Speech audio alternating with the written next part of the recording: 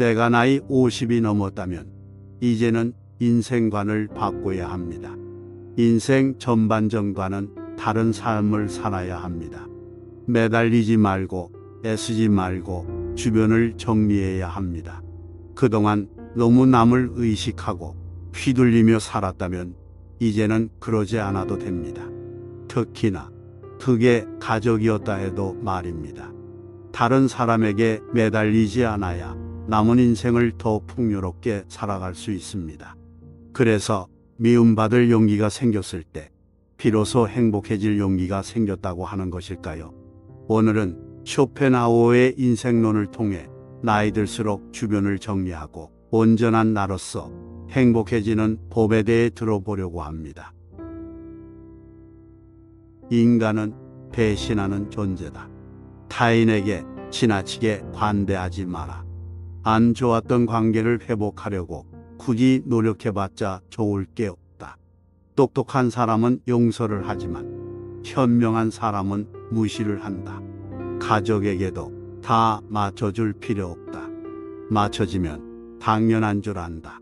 사람은 혼자일 때야 비로소 온전한 자신이 된다. 내 상황이 힘들어지면 친했던 사람들도 다 주위를 떠나기 마련이다.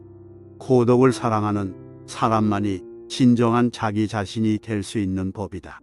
착하고 순수하게 사는 게 좋다고 상처받고 인간관계가 다 끊겨봐야 알겠는가. 친구란 건 한순간에 사라지는 것이고 내 자신밖에 없다는 것을. 사람을 대할 때 처음에는 일부러 친절하고 계산 없이 대하는 것도 나쁘지 않다. 하지만 상대방이 만약 선을 넘으려고 하는 기색을 주면 그땐 인연을 끊어버리는 것이 좋다. 이렇게 하면 새로운 사람을 사귀기 어렵다고. 쇼펜하우어에 따르면 인간은 태생부터 고독한 존재이고 모든 고통과 번뇌의 원인이 타인과의 관계에서 오는 거라고 한다. 타인에게 지나치게 관대하거나 친절하게 대해봤자 상대방은 선을 넘기기 일쑤다. 주변 사람한테 잘해주기만 하면 고마움을 느끼지 못한다. 원래 친절한 사람이니 이 정도는 괜찮다고 생각하기 마련이다. 그리고 계속 호의를 요구하면서 호의가 권리가 된다. 타인을 도와주고 싶다면 도와줬을 때 고마워하는 사람만 도와줘라. 인간은 항상 위를 보고 살아가는 게 문제다. 언제나 위만 바라보게 되면 사람은 불행해지기 쉽다. 위보다는 아래를 봐라. 지나치게 행복해 보이는 사람은 겉으로만 행복해 보이는 경우가 많다. 실제로는 불행을 숨기고 사는 사람이 더 많으니 의심해 봐야 한다. 이해관계가 달라지면 사람은 배신하고 가면을 쓰는 법이다. 그러면 어떻게 인간관계를 맺어야 할까? 쇼펜하우어는 친절함이 친절함으로 돌아오는 사랑과 연을 이어나가라 이야기했다. 무조건적인 친절이 어리석다기보다는 고마움에 베풀고 보답할 줄 아는 사람과 가까이 해야 한다. 싸울 때는 중립을 지키는 게 좋다. 말도 가급적 아껴라. 세상은 넓은데 반해 사람은 무섭다. 드러내지 말고 벙어리가 되는 편이 좋다. 나이 들어 돌이켜보면 착한 사람으로 인정받기 위해 노력하며 사는 게 큰 가치가 없다. 인간은 본래 이기적이고 남는 건 친구나 지인이 아니라 가족뿐이다. 사람은 무슨 일을 겪든지 자신에게 이득이 되지 않으면 멋대로 행동한다. 10년지기 친구라고 해서 다를 바 없다. 인간은 자기에게 이득이 되지 않으면 언제든 배신하는 존재다. 인간은 너그럽고 친절하게 대하기만 하면 버릇이 없어진다. 마치 어린아이와 비슷하다. 사람을 대할 때 친절하거나 관대하게 대하지 마라. 특히나 천박한 성격을 가지고 있는 사람을 조심해야 한다. 천박한 사람들은 자기와 본성이 다른 사람을 보면 시기 질투하고 끌어내리려 한다. 인간관계를 맺을 때는 적당히 유지할 정도만 잘해줘라. 가까운 관계가 아닌 이상 굳이 지나치게 친절할 필요가 없다. 관계를 적당하게 유지하다 필요하면 인연이 되는 것이고 인맥이란 건 있다가도 없는 것이다. 너무 과한 친절을 베풀지 않는 게 자신에게 좋다. 잘해주다 보면 타인은 그게 당연한 줄 알고 별일 아닌 일에도 화내고 실망하게 된다. 그러면 인간관계를 잘하기 위한 방법은 없을까? 아주 쉬운 방법이 하나 있다. 자기 일을 열심히 하면 위아래로 존중받을 수 있다. 아랫사람은 당신을 따를 것이고 윗사람은 오히려 당신의 눈치를 보게 될 것이다. 자기 일에 충실한다면 함부로 말하거나 대할 수조차 없다. 인간은 고슴도치와도 같다. 고슴도치에 돋쳐 있는 가시처럼 타인과 너무 가까이 지내면 가시에 찔리게 된다. 상대방에게 너무 많은 것을 기대하지 말고 받으려고 노력하지도 말아라. 어차피 인간은 혼자다. 사람은 홀로 태어나 홀로 죽는다. 타인의 기준에 지나치게 얽매이거나 상대방에게 잘 보이려고 하지 마라. 남 시선을 많이 신경 쓰는 사람은 그들의 노예와도 다름없다. 남들이 알아주기를 바라지 말고 남들이 알아주는 것을 초월해서 살아라. 타인의 시선에 얽매이지 않는 사람만이 진정 행복해질 수 있다. 배신당한 적이 있는가? 배신은 누가 하는가? 대부분은 친하지 않은 사람이 배신을 한다고 생각하지만 실상은 반대다. 가까운 사람이 배신을 하는 경우가 많다. 친한 사람들과 어울리다 보면 이 사람은 배신을 하지 않을 거라고 생각하게 된다. 하지만 배신이란 건 빨리 배신할 사람과 천천히 배신할 사람만 있을 뿐이다. 아무리 지내도 100% 신뢰하지 말고 오직 스스로를 지키기 위해 노력하라. 다른 사람의 행동이나 태도에 대해 날카롭게 비판하는 사람들도 있다. 그런 사람들은 대개 자신의 결점은 모르고 남의 행동만 비난하기 십상이다. 설령 그런 이들에게 비판받더라도 노여워하지 말고 실망하지도 않는 게 좋다. 남을 험담하고자 하는 건 사람의 본능이자 본성이다. 삶은 괴로움의 연속이다. 항상 기쁠 거라고만 기대하는가? 행복이란 건 짧고 스쳐 지나가는 순간에만 느낄 수 있는 것이다. 행복과 쾌락만 쫓아가다 보면 평생 행복이라는 걸 즐길 수가 없게 된다. 삶에는 고통과 불안함이 존재할 수밖에 없음을 받아들여라. 인생의 고난은 평생 동반될 수밖에 없는 것이다. 인간은 기본적으로 혼자 살아가고 혼자 고난을 이겨내고 혼자 죽어가는 존재다. 우리가 종종 혼자 있을 때 편안함을 느끼는 것도 바로 그런 이유에서다. 외로움과 고독의 차이를 아는가? 외로움은 혼자 있을 때의 고통을 나타내는 단어인 반면 고독은 혼자 있을 때의 순간이 인간에게 편안하다는 것을 나타내기 위한 단어다. 사람은 다른 사람의 시선을 신경 쓰며 타인처럼 살기 위해 인생의 4분의 3을 잃어버린다. 인간이 왜 사람과 어울리고자 하는 본성이 있는지 아는가? 바로 고독이 두려워서 다른 사람들과 어울리고 싶어 한다. 인간관계를 맺는 행위 자체가 즐거워서가 아니라 고독이 두려워서 사람을 사귄다.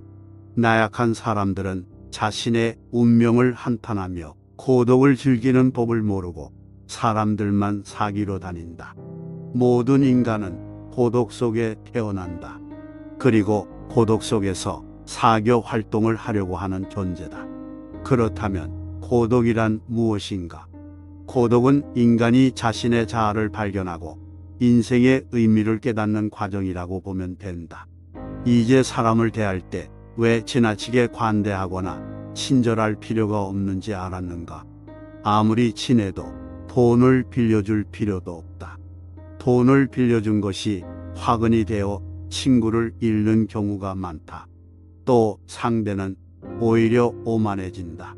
10년지기 친구여도 가끔씩 무시하는 태도를 취하는 것도 도움이 된다. 그럼 인간관계를 맺을 때 어떤 자세를 취해야 할까? 상대방이 당신을 필요로 하지 않아도 잘 지낼 수 있도록 내면의 힘을 길러야 한다. 그리고 사람들을 존중하면서도 언행을 조심해라. 어차피 인간의 본성에는 착한 면과 이기적인 면이 동시에 존재한다. 그리고 사람들은 상황이 어려워지면 떠나기 마련이다. 아무리 가까운 사이라도 항상 주변 사람들이 떠날 수 있다는 것을 염두에 두어라. 또 친한 이들을 경계해라.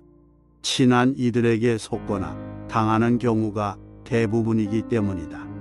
타인의 좋은 면만 보고 신뢰하는 것은 좋지 않다. 타인에 대한 기대치를 낮춰라.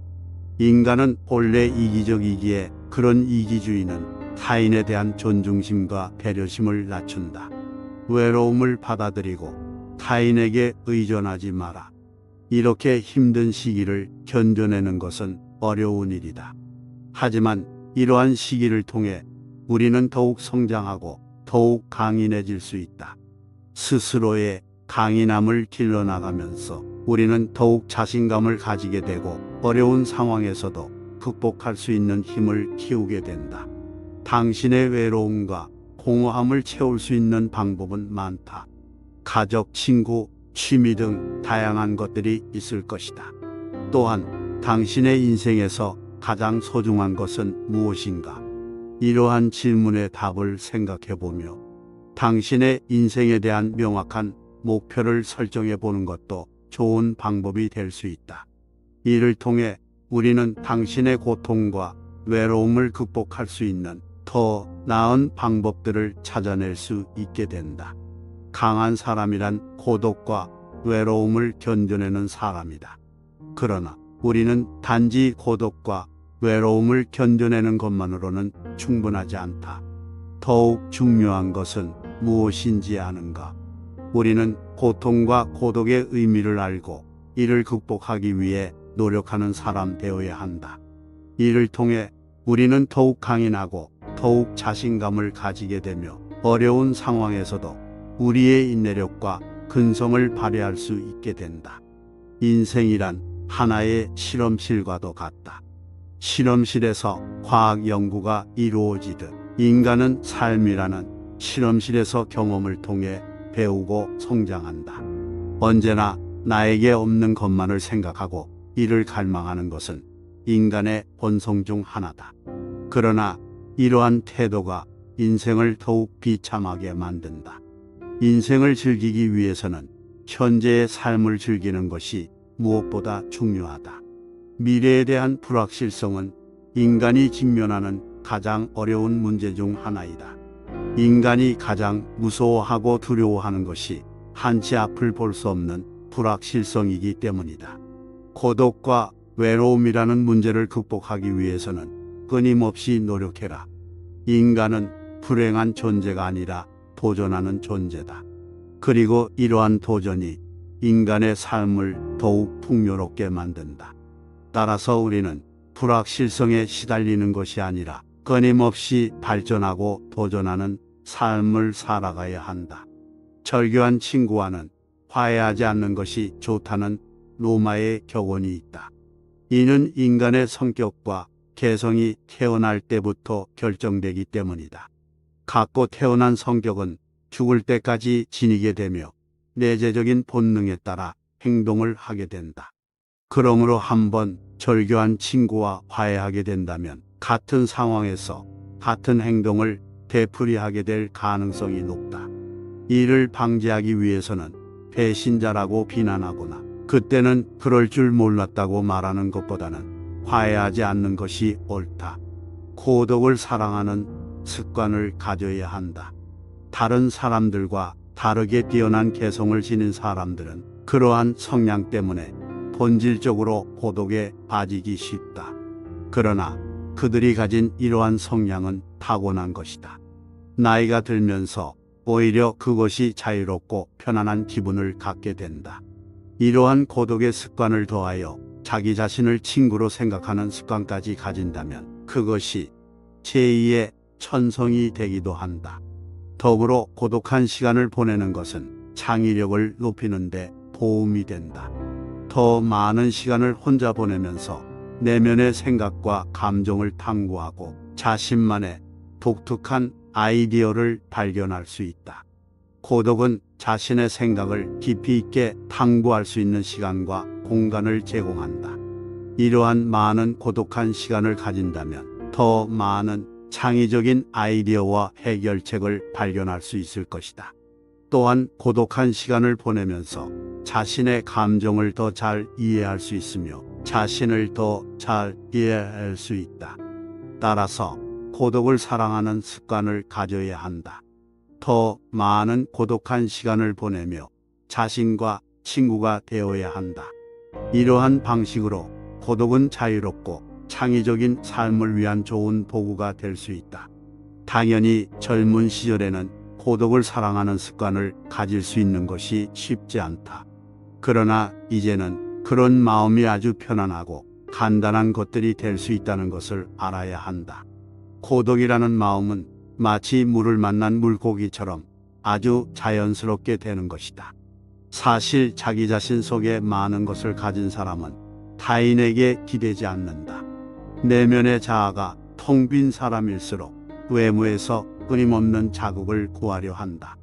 그러나 자신의 내면이 풍부하다면 자신의 인생의 주인이 되어 자신의 내면에서도 즐거움과 행복을 찾을 수 있다. 이를 통해 자기 자신을 이해하고 자신의 감정을 인식하고 자신의 생각을 이해할 수 있다. 그리고 외부 세계와 상호작용할 때 더욱 성공적이고 만족하는 인생을 살아갈 수 있다. 우리는 종종 인생에 대해 불평하지만 이것이 인생의 최고의 기회와 선물이 될 수도 있다. 인생을 살아가는 재미와 의미를 발견할 수 있다. 사람을 많이 만날수록 친구가 많을수록 불행해질 수 있는 환경이 주위에 생기게 되는 것은 인간의 본성에 비추어 봤을 때 당연한 일이다.